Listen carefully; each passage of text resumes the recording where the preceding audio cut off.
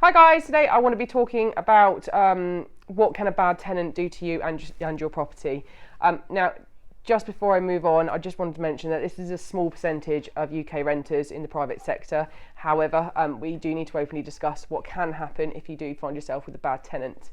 So one of the most common things to find yourself with a bad tenant is a non-payer. The average in the UK for non-payment until eviction is a loss to the landlord of £8,000.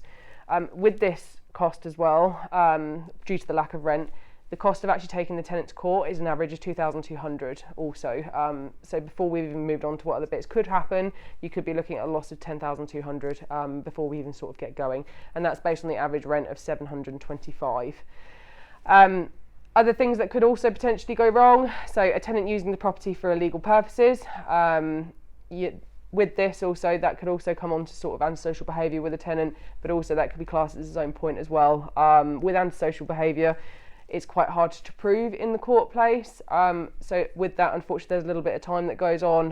The council will end up involved, your neighbours will be moaning to you constantly, and it's quite a difficult situation to be in. Another thing that could happen is also tenants damaging the property or stealing out of the property. We all need to discuss how much could we be paying if, let's say, the bathroom was damaged, the kitchen was to be damaged, and all those sort of things with lack of care, or even intentionally. So it's always worth making sure you've got the correct insurances in place in case something is to happen, and making sure your documentation at the start of the tenancy is done to prove if there is any damage done. So another thing that could happen is when you move a family, let's say, or a couple into the property, you come to do an inspection a little bit later, and then you find out to have quite a few more people in the property that aren't on the AST, or a completely different set of people which aren't on the AST. That in itself has quite a few legalities that go along with that, which can make further complications for you. So now we've covered the bad points and what, if you are unfortunate enough to have the bad side of tenants, there is a few things that you can do to stop that from happening in the first place. One of the first things to do is make sure they're fully referenced. This will include a credit check, a landlord reference. In my opinion, you should have a minimum of 2 landlord references. Check their bank statements thoroughly, and also their employment reference. Make sure they've been in employment for a minimum of 6 months, and see if there's any gaps in their employment, and if so, why. You also need to make sure the property does comply, and all of your paperwork in regards to tenancy comply with the legislation in the UK. There's over 300 laws that apply to tenancies in the UK, and it's a step to make sure you are compliant with all of them, which saves an argument later on with your tenant where relationships start going south.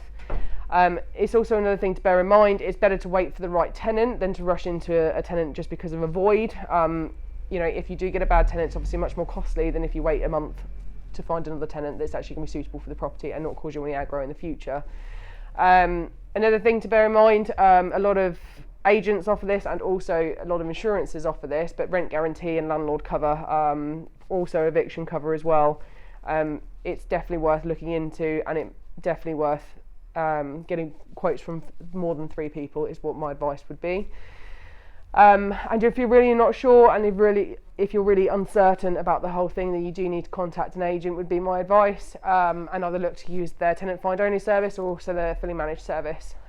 If you are in a situation where you have a bad tenant and you need some advice, feel free to give me a call on 01933 837 000.